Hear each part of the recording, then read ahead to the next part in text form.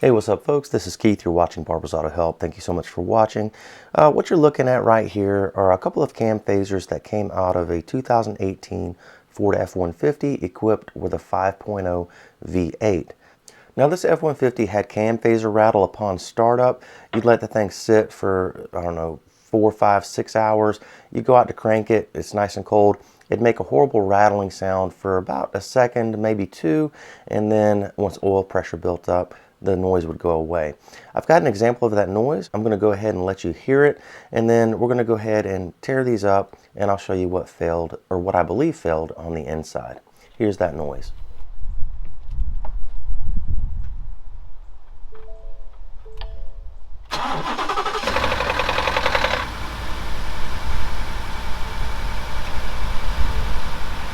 So let's go ahead and tear this up and see what happened on the inside here. This is the intake VCT unit or cam phaser, and I've already taken the bolts out previously. Let's go ahead and take the center part out here. Actually, let's flip it around. Take the back off here. And you'll see on the inside here, you'll have this rotor. This rotor actually moves back and forth inside the unit just like so. And that's actually what advances and retards the cam timing in relation to the crankshaft timing.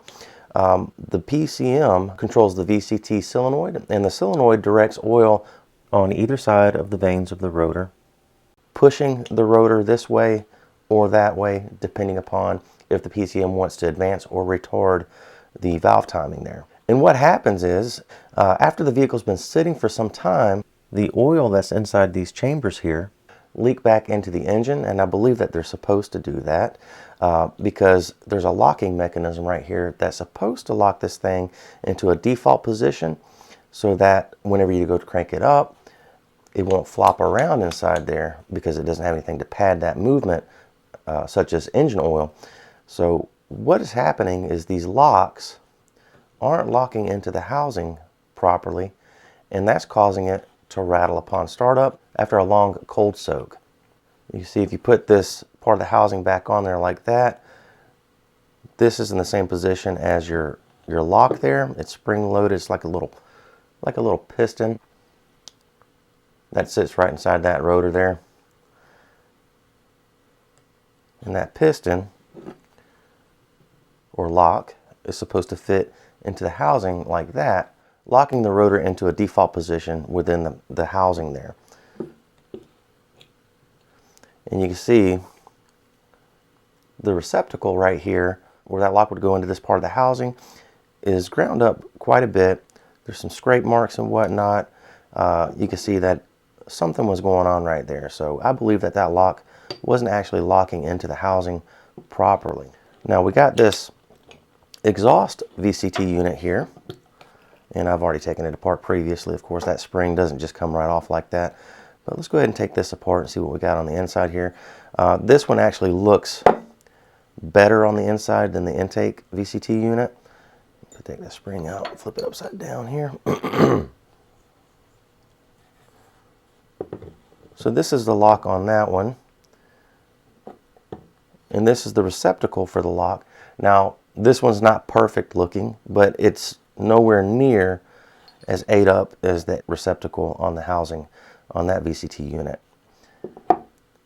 And same thing, I've got another, just to compare apples with apples here, I've got the VCT unit off of the other side that wasn't really rattling that much. And you can see that the receptacle for the lock right there is nowhere near as ate up as my prime suspect per se. This one is just totally ate up there. So that's what I believe is going on. Now, if you got this problem, a lot of people like to ask, can I just continue to drive my vehicle like this and not worry about it? I'd say probably not. I used to think that you probably won't have any problems if you have this noise. It's more of a nuisance than anything. But over the years, after doing several cam phaser jobs, I have come to find out that these things can explode and send metal throughout the engine there. It's rare that that happens, but just because I know that that can happen, I'm going to say in all cases, I would not let this go. I would go ahead and get it taken care of as soon as you can. You don't want to run the risk of ruining your very expensive engine. A lot of these 5.0s, they're pretty daggone pricey. So now I will say that this is far less common that this problem happens on the 5.0 compared to the 3.5 liter EcoBoost. The 3.5 liter EcoBoost, you see this all the time on those. Well, I wouldn't say all the time. It's very common for cam phaser rattle to occur on a 3.5 liter EcoBoost, and I don't see that many 5.0s come in with this particular situation here. So as far as this being a common issue on the 5.0, I'd say it's not all that common. And also, I'm not seeing any updates in the design of these cam phasers. I haven't looked in the catalog to see if these parts have been revised or anything. But I will say that the new cam phasers that I put on this truck look exactly like the old cam phasers. So I'm assuming that they have not been updated to prevent this from happening again. However, like I said, it's not common in the first place. So there you go, guys. That's what I think is going on with this thing here. I sincerely hope that this helped somebody. If you have any questions, please comment down below. Also, please read the entire description down below this video before you apply any of this knowledge. There may be some things I need to clarify. That's where I do that. And please read the disclaimer at the very end of it as well. And like and subscribe. Thanks for watching, guys. Bye-bye.